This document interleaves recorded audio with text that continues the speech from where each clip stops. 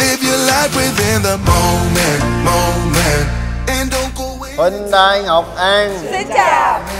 You never know when it is over. All that I know is we'll get older. So let us dance this night away.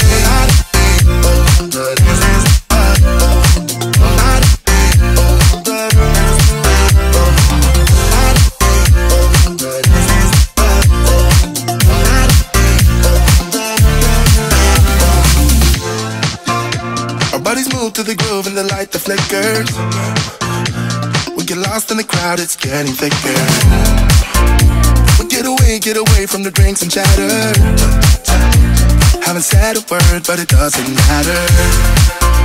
Feel the air get thinner. I'm standing in a blurry dream. No one else can see us. Live your life within the moment, and don't go wait until the morning. You never know when it is over.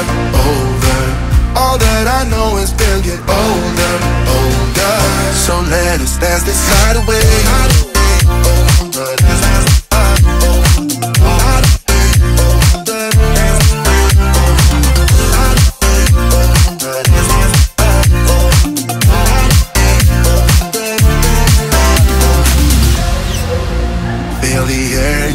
Thinner.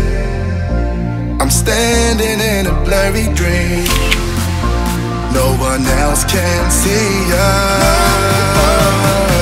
So let us dance this night away.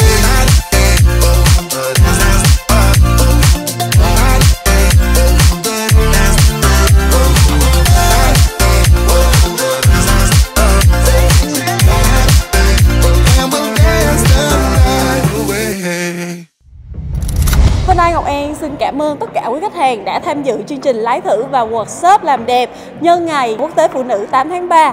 Và Phương Hậu xin được gửi lời chúc đến tất cả chị em phụ nữ. Chúc cho các chị em phụ nữ luôn luôn xinh đẹp, xinh tươi, rạng ngời và 365 ngày, ngày nào cũng là ngày 8 tháng 3 nha. Nhân ngày Quốc tế Phụ nữ 8 tháng 3, Hyundai Ngọc An xin chân thành cảm ơn quý khách hàng đã đến với Hyundai Ngọc An, trải nghiệm và lái thử những cái dòng xe bên Hyundai. Ngoài ra còn làm đẹp do bên Hyundai Ngọc An tổ chức. Đại diện Hyundai Ngọc An, Thanh Phi xin kính chúc tất cả các chị em phụ nữ có một ngày 8 tháng 3 thật vui tươi, hạnh phúc và ngày nào cũng xinh đẹp. Xin chào và hẹn gặp lại. Hyundai Ngọc An xin cảm ơn quý khách.